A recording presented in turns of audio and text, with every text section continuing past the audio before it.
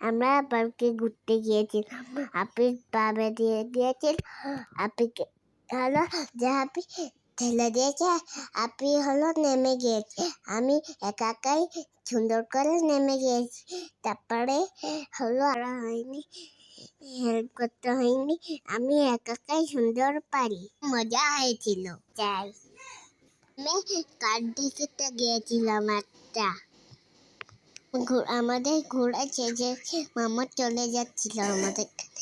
আমরা বলেছি মামাকে, প্লিজ মা, আমরা হলো ওই গাড়ি দেখতে উঠেছিলাম। আমি দোল খাচ্ছিলাম। আমরা তখন ওইখানে গিয়েছিলাম। ওই দোলনাতে উঠে আরো অনেক মজা করেছিলাম। অনেক জল মজা পাচ্ছিলাম। দোল খাচ্ছিলাম, তাও পড়ে যায়নি, ভয় পাইনি।